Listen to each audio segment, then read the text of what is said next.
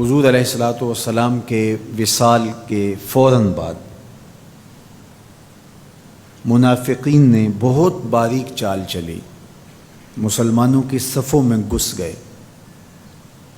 بظاہر لبادے ان کے مسلمانوں والے تھے، تو انہوں نے مسلمانوں سے کہنا شروع کر دیا، لو جی کہانی ختم ہو گئی، ساری رونقیں حضور کے دم سے تھیں، نمازیں تھیں، روزے تھے، لوگ اپنے اموال کی زکوٰۃ دیا کرتے تھے، حج کا اجتماع تھا، یہ سب کچھ ختم ہو جائے گا۔ اب کون مال خرچ کرے گا؟ کس نے جان راہ خدا میں قربان کرنی ہے؟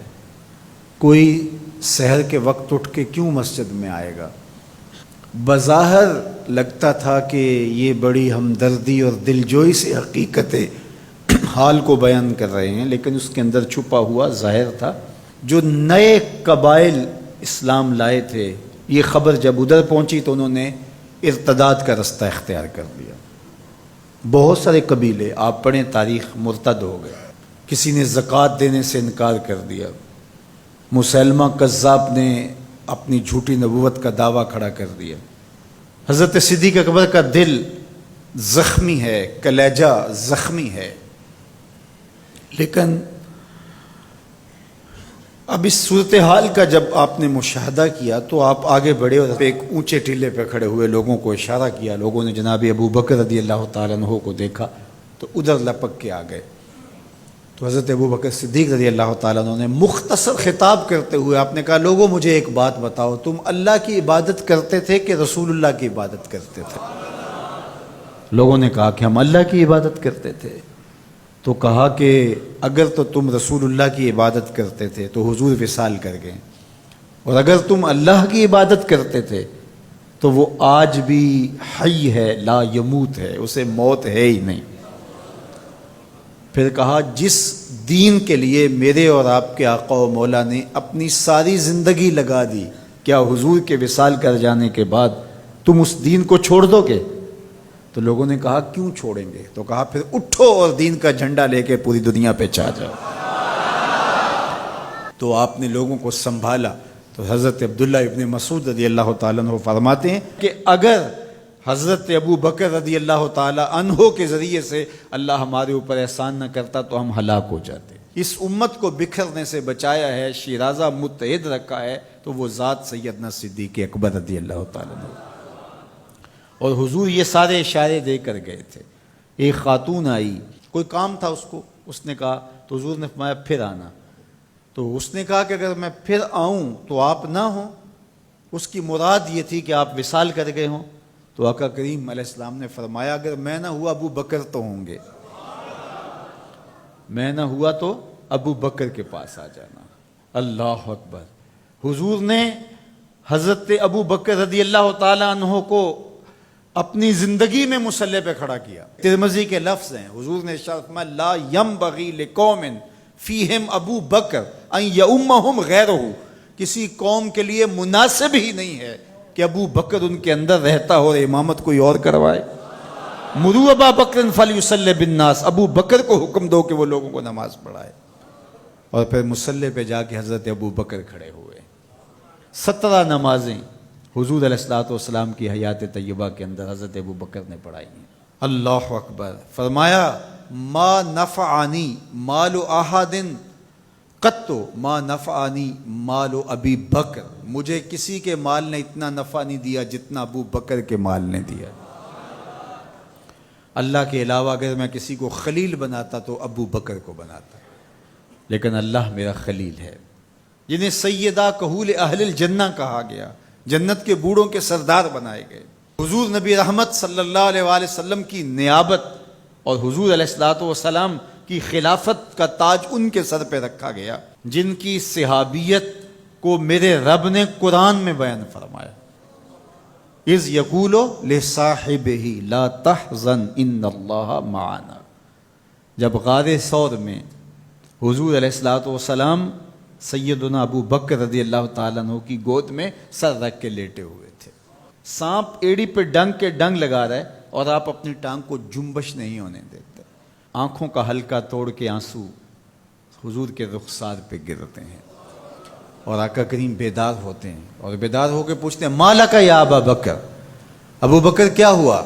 ادب کے اس قرینے کو جناب سیدنا صدیق اکبر نہیں بھولتے، کہتے ہیں فدا کا امی و ابی یا رسول اللہ، لو دیکھ تو حضور میری ماں بھی آپ کے قدموں پہ قربان جائے، میرا باپ بھی آپ کی راہوں پہ نچھاور، میرا قبیلہ میرا خاندان آپ کے قدموں پہ قربان، مجھے سانپ نے ڈس لیا ہے۔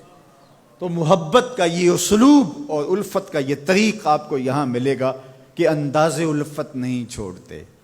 تو سانپ کا کام تو ڈسنا ہے، چاہے وہ غار میں ڈسے یا اسلام آباد میں بیٹھ کے ڈنگ لگائے، وہ تو ڈستا رہے گا، لیکن ابو بکر حضور کی محبت کے ترانے پڑھتا رہے گا۔ سیدنا صدیق اکبر کی سب سے بڑی آرزو جب پوچھی گئی تو وہ یہی تھی کہ آنکھیں میری ہوں، چہرہ حضور کا ہو، نہ چہرہ ہٹے نہ آنکھیں تھکیں، دیکھتا رہوں اور دیکھتا رہوں۔ اس واقعہ کی حکایت قرآن نے بیان کی ہے۔ اذ یقول لصاحبہ، صحابی کا ٹائٹل قرآن نے حضرت سیدنا صدیق اکبر کے نام کیا ہے، اس لیے حضرت سیدنا صدیق اکبر کی صحابیت کا انکار کفر ہے۔ جو حضرت صدیق اکبر کو کافر کہتا ہے وہ خود کافر ہے، اس لیے کہ ان کا ایمان، ان کا اسلام اور ان کی صحابیت قرآن کی قطعی نص سے ثابت ہے، اور ان لفظوں کے ساتھ ثابت ہے۔ اذ یقول لصاحبہ لا تحزن، کہا گھبرانے کی ضرورت نہیں، ان اللہ معنا، اللہ ہمارے ساتھ ہے، اللہ ہمارے ساتھ ہے۔ اور پھر کہا وَالثَّانِي اثْنَيْنِ اذْ هُمَا فِي الْغَارِ، دو میں سے دوسرا، اللہ اکبر، اللہ نے دو میں سے دوسرا کہا ہے۔ یہ شان ہے سیدنا صدیق اکبر کی، جو ثانیہ اثنین ہیں غار میں، اللہ اکبر۔ یار کہتے ہیں حضور کا سایہ نہیں تھا، لیکن جناب ابو بکر سائے کی طرح حضور کے ساتھ رہے، قبر کے بھی ساتھی، بدر کے بھی ساتھی، سفر کے بھی ساتھی، حضر کے بھی ساتھی۔ تو حضرت صدیق اکبر رضی اللہ تعالیٰ عنہ کی صحابیت قطعی نص سے ثابت ہے، اور سیدنا صدیق اکبر رضی اللہ تعالیٰ عنہ حضور علیہ الصلوۃ والسلام کے خسر ہیں، حضور کی بیٹی سیدہ عائشہ ام المومنین۔ حضرت سیدنا صدیق اکبر رضی اللہ تعالیٰ عنہ کا دایاں ہاتھ حضور نے اپنے ہاتھ میں پکڑا ہے، اور بایاں حضرت عمر کا ہاتھ پکڑا ہے، اور حضور ایسے مسجد نبی سے باہر نکل رہے ہیں، اور کوئی شخص داخل ہوا تو فرمایا قیامت کے دن ہم ایسے ہی اٹھائے جائیں گے، دائیں ہاتھ میں ابو بکر کا ہاتھ ہوگا، بائیں ہاتھ میں عمر کا ہاتھ ہوگا۔ اللہ اکبر، یہ ہیں حضرت ابو بکر رضی اللہ تعالیٰ۔ جو بدبخت سیدنا صدیق اکبر رضی اللہ تعالیٰ عنہ کے ایمان پہ شک بھی کرے وہ مومن نہیں رہتا۔ یہ وقت بھی آنا تھا ہمارے اوپر کہ پاکستان کے دارالحکومت میں کھڑے ہو کر کے سیدنا صدیق اکبر رضی اللہ تعالیٰ عنہ کے بارے میں ایسے نازیبہ کلمات کہے جانے تھے، استغفر اللہ، العیاذ باللہ۔ حضور علیہ الصلوۃ والسلام نے ارشاد فرمایا اذا رأیتم الذین یسبون صحابی فقولوا لعنۃ اللہ علی شرکم۔ عبداللہ ابن عمر سے روایت ہے، حضور نے فرمایا اگر تم کچھ لوگوں کو دیکھو کہ میرے اصحاب کو گالی دیتے ہیں اور تم کہو تمہاری شر پہ اللہ کی لعنت ہو، یہ حضور نے حکم دیا ہے کہ یہ اس کے جواب میں کہو۔ اور ایک حدیث کے لفظ ہیں، حضور علیہ السلام نے ارشاد فرمایا من سب اصحابی فعلیہ لعنت اللہ والملائکۃ والناس اجمعین، جو میرے اصحاب کو گالی دے اس پر اللہ کی بھی لعنت، فرشتوں کی بھی لعنت، اور تمام مخلوقات کی بھی لعنت۔ تو یہ ملعون جو حضرت سیدنا صدیق اکبر اور دیگر اصحاب کو بھونکتے ہیں اور ان کے بارے میں نازیبہ کلمات کہتے ہیں، ان کی شر سے اس ملک کو پاک کرنا چاہیے۔ چنگاری جب بھڑکائی جاتی ہے تو پھر پورے شہر جل جاتے ہیں۔ 7-8 سال قبل کی کہانی ہمیں یاد ہے کہ کیا دردناک لمحات ہوتے تھے، روزانہ لاشیں اٹھانی پڑتی تھی، وہ ایسے ہی ناعاقبت اندیش لوگوں کی وجہ سے ہوا۔ اگر اداروں نے اس میں تساہل برتا، سستی سے کام لیا، یا کسی شخص کی خوشنودی کے لیے انہوں نے پسو پیش کیا تو یا معاملے کو گول مول کرنا چاہا، تو حالات کنٹرول میں نہیں رہیں گے۔ یہ بھڑکائی ہوئی آگ ملک کو خاکستر بنا سکتی ہے۔ اللہ میرے وطن کی حفاظت فرمائے۔ یہ ملک قربانیوں سے حاصل کیا گیا ہے، اور اس کے امن کو بحال کرنے کے لیے ہمارے اداروں نے بہت محنت کی ہے، بہت لوگوں نے قربانیاں دی ہیں۔ تو ایسے ناہنجار لوگوں، ایسے بدبخت لوگوں کو فوراً قانون اپنی گرفت میں لے، اور ایسے بد زبانوں کو لگام دینی چاہیے کہ جو اصحاب رسول کو بھونکتے ہیں اور اتنے سخت جملے کہتے ہیں۔ معاذ اللہ سیدنا صدیق اکبر کو کافر کہا جائے گا؟ جو صدیق میرے نبی کے دل کا چین ہے، جو اسلام کی بہار ہے۔ عبداللہ ابن مسعود فرماتے ہیں ہم بچے ہی ابو بکر کی وجہ سے تھے، ورنہ ہلاک ہو جاتے۔ جس ابو بکر رضی اللہ تعالیٰ عنہ کو حضور نے مصلی پہ کھڑا کیا، جس ابو بکر رضی اللہ تعالیٰ عنہ پہ اتنا اعتماد تھا کہ ہجرت والی رات ان کا انتخاب کیا۔ حضرت سیدنا عمر رضی اللہ تعالیٰ عنہ نے حضرت ابو بکر رضی اللہ تعالیٰ عنہ کا ذکر کیا اور رو پڑے اور کہا کہ ابو بکر میری زندگی کی ساری نیکیاں لے لے اور غار والی ایک نیکی مجھے دے دے۔ اور پھر کہا کرتے تھے کہ کاش کہ میں ابو بکر کے سینے کا بال ہوتا۔ ابن جوزی نے لکھا ہے کہ ہمارے بزرگ اور اسلاف جو تھے وہ ابو بکر و عمر رضی اللہ تعالی عنہما کی محبت اپنی اولاد کو یوں سکھایا کرتے تھے جیسے قرآن کی آیتیں سکھائی جاتی۔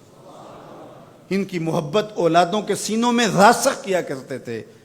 معمولی سی میل بھی سیدنا صدیق اکبر کے بارے میں برباد کر دیتی ہے۔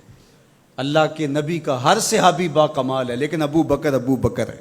جے شک ہووی تے چل مدینے، جے شک ہووی تے چل مدینے، آ ویخ لے جوڑ مزاراں دا، بن یار نبی دیاں یاراں دا۔ تو ان سے ہماری محبت کا رشتہ استوار ہے۔ تو جس شخص نے بھی یہ جملہ کہا ہم اس کی مذمت کرتے ہیں۔